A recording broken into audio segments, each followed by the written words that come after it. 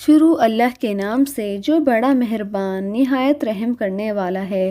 کروڑوں درود و سلام حضرت محمد صلی اللہ علیہ وآلہ وسلم پر، آپ کی آل پر، تمام صحابہ کرام پر۔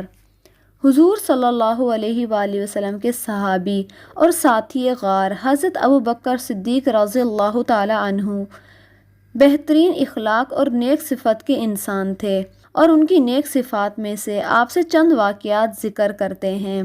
حضرت ابوبکر صدیق رضی اللہ تعالیٰ عنہ کے دور میں ایک بوڑھی عورت رہتی تھی۔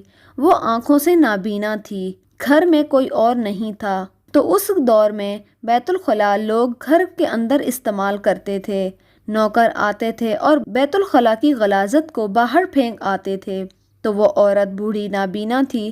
حضرت ابوبکر صدیق رضی اللہ تعالیٰ عنہ صحابی رسول آئے، اس بوڑھی عورت کا پخانہ گھر سے باہر پھینک آئے اور اس کی گھر کی صفائی کی، اس کے لیے مٹکے میں پانی بھر کر رکھتے اور اس کو کھانا کھلاتے، پھر اس کو خرچہ دیتے اور اس بوڑھی عورت کو کہتے کہ میں نے آپ کے پڑوسی کو بھی بول دیا ہے، اگر کچھ ضرورت ہو تو مجھے پھر بتا دینا یا مجھے بلا لینا۔ بڑے زمانے آپ اس بوڑھی عورت کی خدمت کرتے رہے۔ ایک مرتبہ اس بوڑھی کے دروازے پہ دستک ہوئی تو اس بوڑھی عورت نے پوچھا کہ کون ہے؟ فرمایا گیا کہ میں ہوں، عمر بن خطاب۔ پتہ چلا ہے کہ آپ لاوارث ہیں اور آپ کی خدمت کے لیے حاضر ہوا ہوں۔ تو اس بوڑھی نابینا عورت نے جواب دیا کہ نہیں، میرے پاس ایک آدمی آتا ہے، میری خدمت کرتا ہے، مجھے آپ کی ضرورت نہیں۔ وہ ٹھیک ہے۔ تو حضرت عمر فاروق نے پھر عرض کیا، اماں کچھ کام اس سے کروا لیں اور کچھ مجھ سے کروا لیں۔ تو اس بوڑھی نابینا عورت نے بولا کہ نہیں، مجھے وہ ٹھیک ہے۔ حضرت عمر فاروق رضی اللہ تعالیٰ عنہ کچھ جلالی شخصیت کے بھی مالک تھے۔ تھوڑا سا غصے میں بولے، اماں پھر بھی کچھ تو وجہ بتائیں۔ تو وہ بوڑھی عورت بولی کہ وہ کئی سالوں سے میری خدمت کرتا ہے اور میں روز اس کا نام پوچھتی ہوں، مگر وہ اپنا نام نہیں بتاتا۔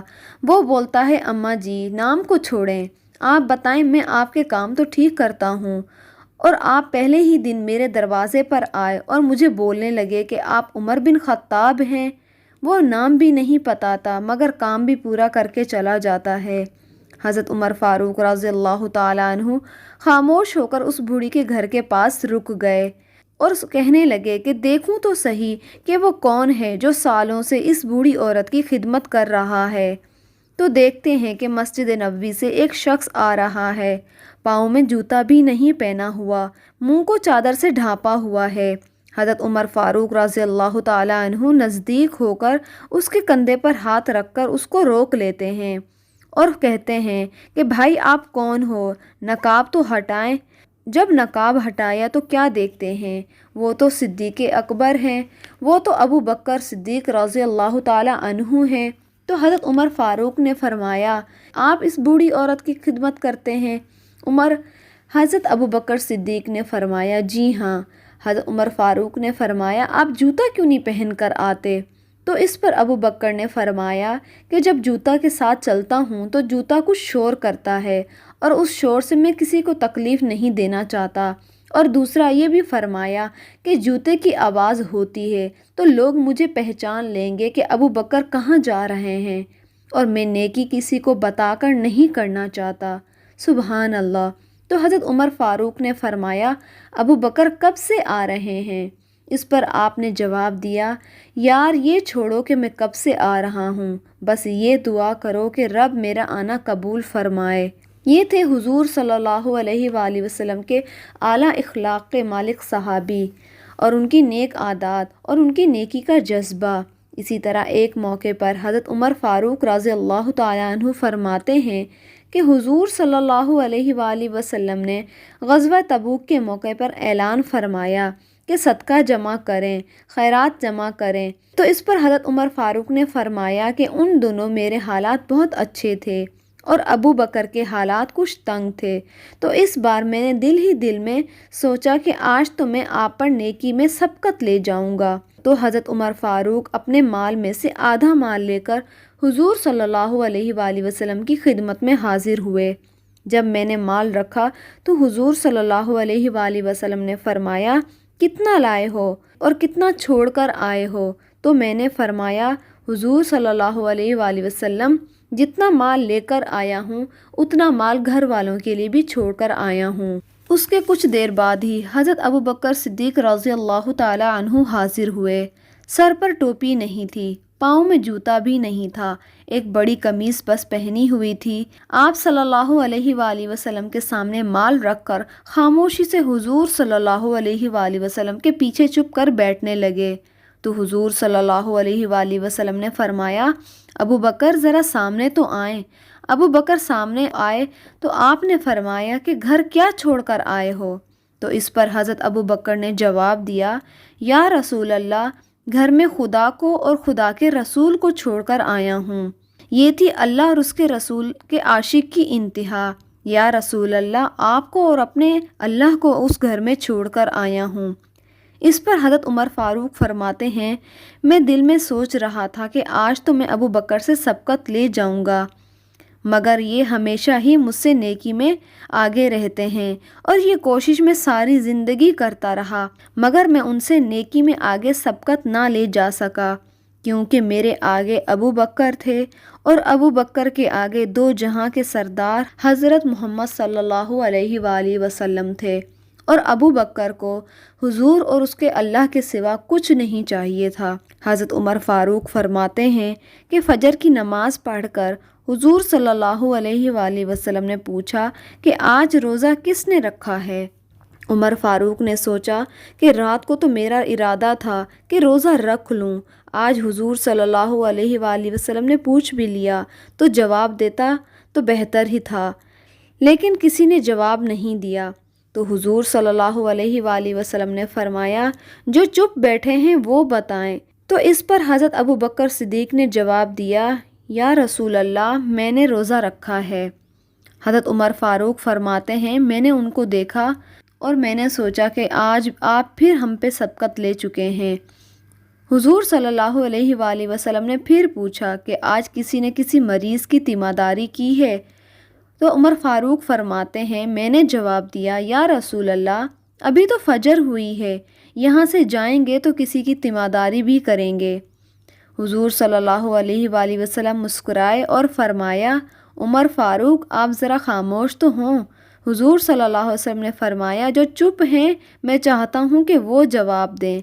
اس پر ابوبکر صدیق رضی اللہ تعالی عنہ نے ہاتھ کھڑا کیا اور فرمایا کہ یا رسول اللہ عبد الرحمن بن عوف نماز پڑھنے نہیں آ رہے تھے، تو میں نے پتہ کیا تو پتہ چلا کہ وہ بیمار ہیں، اس لیے رات کو میں نے سوچا کہ ان کی تیمارداری کر آؤں، لیکن میں جانتا ہوں کہ عبد الرحمن عوف جلدی سو جاتے ہیں، اس لیے رات کو نہیں جا سکا، لیکن مجھے یہ بھی معلوم تھا کہ عبد الرحمن بن عوف تہجد پڑھنے کے لیے اٹھ جاتے ہیں، تو میں تہجد کے وقت ان کے گھر ان کی تیمارداری کرنے کے لیے چلا گیا اور تیمارداری کر کے مسجد واپس آیا۔ تو حضرت عمر فاروق فرماتے ہیں کہ میں نے دل میں سوچا کہ ابھی آپ نے ایک اور ہم سے سبقت حاصل کر لی۔ اس کے بعد حضور صلی اللہ علیہ وآلہ وسلم نے فرمایا آج ابھی صبح کے وقت کسی نے کسی مسکین کو صدقہ دیا ہے؟ تو عمر فاروق نے فرمایا حضور میں نے رات کو صدقہ دیا تھا۔ حضور صلی اللہ علیہ وآلہ وسلم نے فرمایا رات کا نہیں ابھی کی بات کر رہا ہوں۔ تو عمر فاروق کہتے ہیں میں نے اپنی ساری توجہ ابوبکر کی طرف کر لی کہ یار غار آپ بتائیں آپ نے کیا کیا ہے؟